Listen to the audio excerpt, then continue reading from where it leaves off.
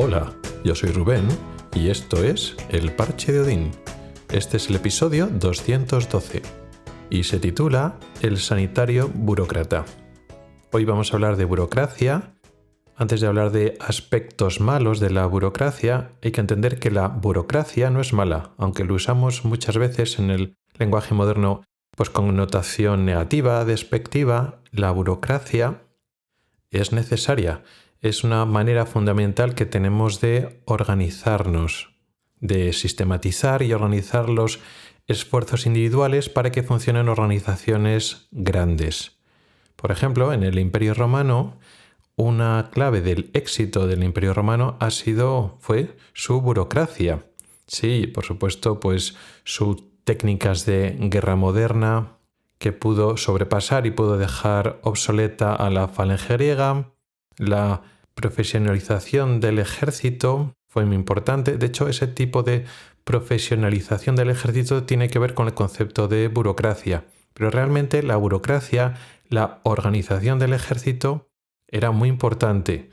Los tribunos y otros cargos oficiales que estaban versados, que sabían leer, que sabían escribir, que sabían aritmética, y cómo la intendencia y la organización permitía movilizar, entrenar y desplazar esos grandes ejércitos, y que esos ejércitos con muchas personas podrían sobrevivir y desplazarse. Eso es muy complicado de organizar, y eso solo se hace mediante burocracia. No vale con una o dos o un grupo de personas muy brillantes que lo piensen y lo hagan. No, eso no sirve.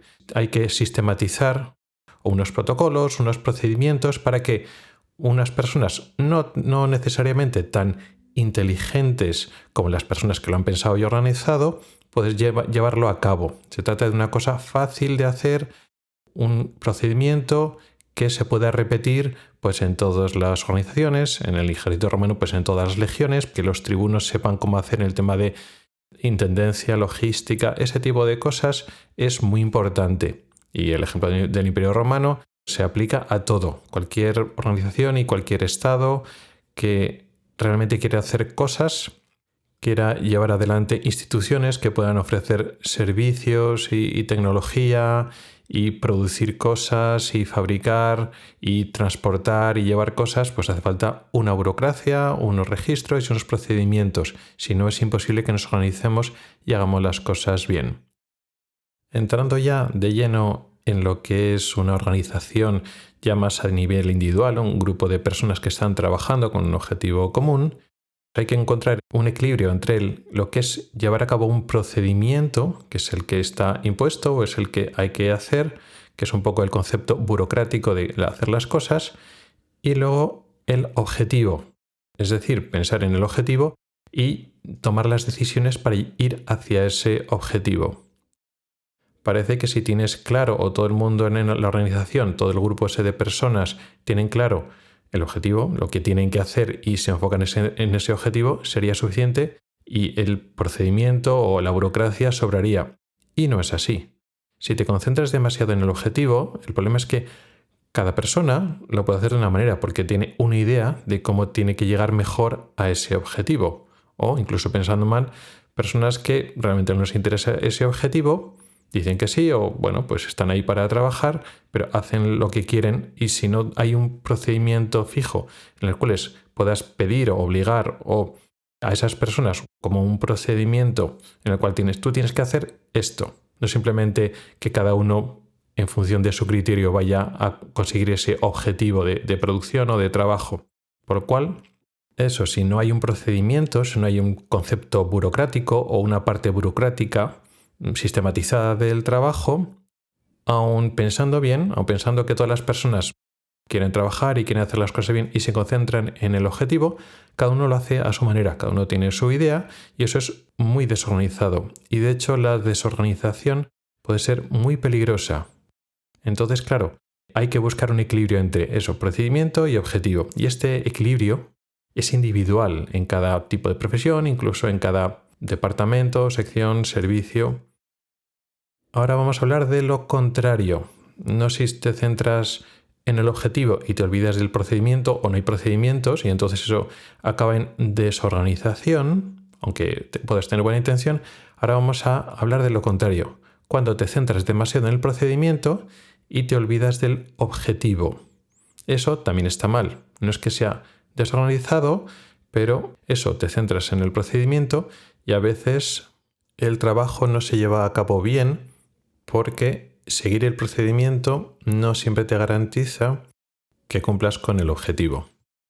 Voy a poner unos ejemplos en mi profesión, en la sanidad y en la medicina, pero seguro que en cada profesión, en cada tipo de trabajo, encontraréis vosotros vuestros ejemplos. Ejemplos de exceso de burocracia en sanitarios. Quizá lo primero que se nos pueda venir a la cabeza pues son eso, a nivel de jefes, de gestores, ¿no? El típico jefecillo trepa que solo se fija en los números de productividad. Eso es muy típico, por supuesto en España, pero también fuera de España, lógicamente. Y sí, uno de los grandes problemas de la sanidad, tanto pública como privada, quizá más vamos a enfocarnos en la pública porque se supone que la pública no es un negocio para ganar dinero, sino se trata de que tiene que cuidar la salud de la población. Pero ese concepto, ese objetivo es difícil de medir. Entonces vamos a objetivos más medibles. Lista de espera, número de cirugías hechas, número de consultas que se realizan al año, esas cosas. Como si operaras mucho o como si vieras muchas veces a los pacientes o si hicieras muchas consultas en un año, significa que estás cuidando mejor a la población. Y entonces el objetivo real se pierde, ¿no? Entonces, más que un problema de centrarte en el procedimiento y no en los objetivos, el problema de esos jefes es que tienen unos objetivos que son diferentes.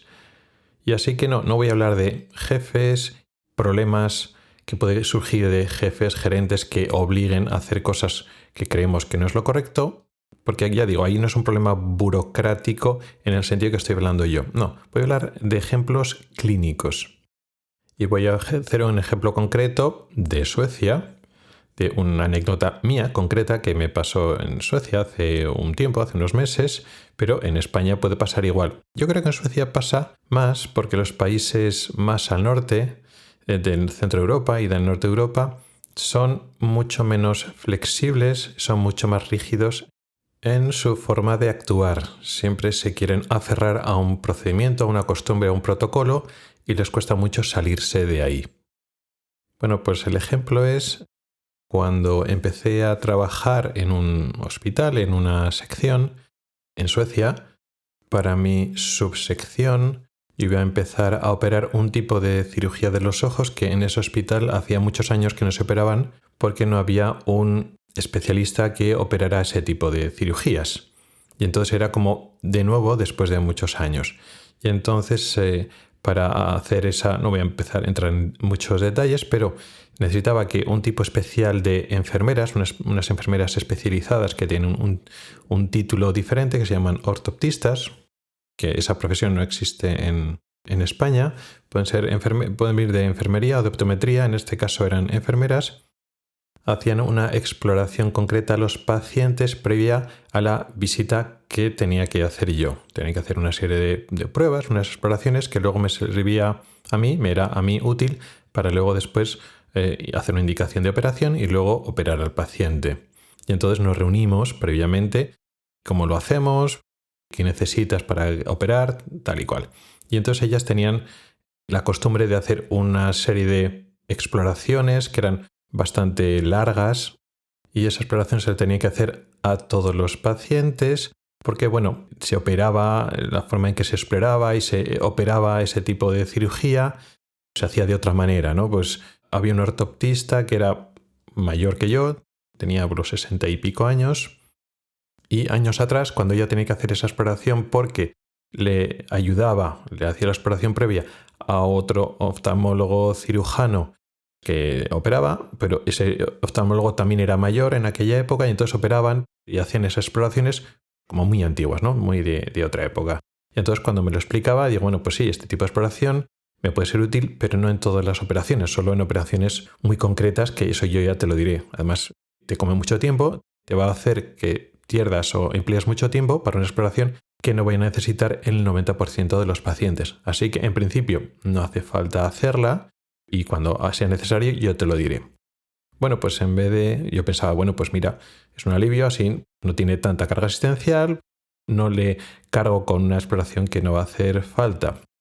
Pues no es que le sentó nada bien. Tampoco es que se enfadó, tampoco quiso discutir. Los suecos tienden a evitar el conflicto, pero dejé bien claro que ese era su trabajo, así es como ella tenía que hacer la exploración y así lo iba a hacer todo el rato. Y yo le expliqué que, bueno, a ver, si es que no es que esté mal, pero esa exploración no va a ser necesaria. Precisamente lo que está haciendo ella no es una labor independiente, no es que ella esté llevando a sus pacientes de una manera y luego de otra, sino esa consulta consistía en que ella preparaba a los pacientes una exploración, esa exploración para mí, hacía, digamos, la exploración previa, estaba ayudándome con ese paciente para que yo hiciera una indicación y una operación. Con lo cual, si yo esa información de esa exploración no la utilizo, pues no sirve para absolutamente nada. Pero como que le dio lo mismo, que eso no es importante. O sea, no le pareció importante el hecho de que el trabajo que tenía que hacer no servía para nada. Por, a ver, el objetivo de lo que estamos trabajando en esa consulta es hacer la exploración al paciente para tener la mejor información posible para hacer una indicación de una operación. Y luego explicarle al paciente, darle la información correcta para que nosotros tengamos una información para hacer una indicación y luego explicar al paciente para que luego el paciente decida si se opera o no se opera. Y en base a la información que hemos tenido a consulta, hacer la mejor cirugía posible. Ese es el objetivo. Para conseguir ese objetivo hay unos procedimientos. Unos procedimientos que se sistematizan. Ella puede hacer unas cosas, toma una visión, luego al paciente lo pasa por unos aparatos, hace una serie de exploraciones y luego yo también tengo unos procedimientos que se pueden flexibilizar o variar, depende del tipo de paciente y tal, pero bueno, unos procedimientos más o menos estándar. Pero en este caso, esta ortoptista, esta enfermera, se enfocaba en ese procedimiento. Este es mi procedimiento y lo voy a hacer. Y no entendía o no quería entender que ese trabajo no estaba sirviendo para nada, porque yo no iba a utilizar esa información. Y a eso es lo que me refiero con te enfocas en el procedimiento y te olvidas del objetivo. Y esta es una anécdota concreta que me llamó mucho la atención, pero anécdotas igual no tan claras, sino pequeños detalles de la gente se empecina en el procedimiento y no está mirando el objetivo. Yo hago lo que me han dicho que me tengo que hacer y fuera. Pero bueno, en ciertos casos eso que haces no sirve, con lo cual no lo hagas, o en ciertos casos hay que hacer otra cosa que no está ahora en el procedimiento, pero hay que hacerla, ¿no? Pero falta un poco esa flexibilidad. Este ejemplo, por ponerlo un ejemplo de oficina, es como unos papeles que tienen que pasar por una oficina, por un despacho, tú tienes que sellarlos. Pero resulta que te están viendo unos papeles que según vienen hay que destruirlos. Pero entonces tú dices, no, a mí me han dicho que todo papel que llega aquí a mi despacho, a mi mesa, tengo que sellarlo con la fecha de hoy y tal. Aunque acto seguido lo tienes que destruir, ¿no? Pues sellar para destruir, pero tú sigues ese procedimiento, no cambias y decir, bueno, pues sí, los papeles que hay que archivarlos o hay que enviarlos a algo, los sello. Los papeles que me dan para destruirlos, los destruyo. No voy a sellarlos para destruirlos, qué tontería. Bueno, pues para mí sería como un ejemplo parecido. Estás haciendo algo que a todas luces es inútil y lo sigues haciendo porque es el procedimiento. ¿Por qué ocurre eso? ¿Por qué hay gente que sigue el procedimiento y pierde de vista el objetivo? Incluso puede ser que te despiste y no te des cuenta, pero incluso aunque se lo muestres o se lo recuerdes, siguen en el procedimiento y no se van a salir de ahí y pierde de vista el objetivo. Eso puede ser síntomas de varias cosas. Puede ser síntomas, por ejemplo, de un pensamiento cuadriculado, lo que he dicho. Este tipo de comportamiento excesivamente burocrático lo veo más en la zona norte de Europa. Incluso los suecos y una parte de los escandinavos, más los suecos que los noruegos y que los daneses, pero a veces los suecos son más rígidos y más cuadriculados que los alemanes. Y puede demostrar eso, falta de flexibilidad o falta de adaptabilidad que te encante, pues a nivel cultural o lo has vivido así, de que te encante seguir el procedimiento, ¿no? Pero también este exceso de burocracia puede ser la pereza o la dificultad con el cambio. Siempre has hecho así, entonces no quieres cambiar. Crees o sientes que lo nuevo es peor que lo viejo y te amparas en el procedimiento para no cambiar a lo nuevo, con lo cual es más el quedarte con lo conocido y no salir de tu zona de confort y el temor a lo nuevo, a lo desconocido, ¿no? Eso sería, y entonces te paras el procedimiento, es una excusa, este exceso de burocracia es una excusa para hacer lo que siempre has hecho y no adaptar lo nuevo. Eso sería otra forma, otro síntoma. Pero también, y esto sería más preocupante, pero también es frecuente, un tema de responsabilidad. Si a una persona le faltan competencias o conocimientos, o tiene dificultades o simplemente desinterés para asumir responsabilidades. De alguna manera, quieres evadir la responsabilidad de algo de tu trabajo y entonces pues tú no te responsabilizas de que el resultado de tu trabajo sea el bueno. Tú entiendes que tu trabajo es seguir un procedimiento, una norma, una costumbre y no conseguir el resultado. Con lo cual, si tú haces lo que siempre haces, tú ya has hecho tu trabajo y nadie te puede echar en cara que algo ha ido mal o no has hecho lo que tenías que hacer porque tú te has plegado a un procedimiento, a un protocolo, a una guía clínica o lo que sea. Y entonces es una forma de evadir responsabilidades. También puede significar, una cosa no quita la otra, o sea, estos factores no son excluyentes entre sí, pero también puede implicar un desapego o una falta de compromiso. Con lo cual, el objetivo del trabajo, del grupo o de donde estás trabajando ya no es tu objetivo personal.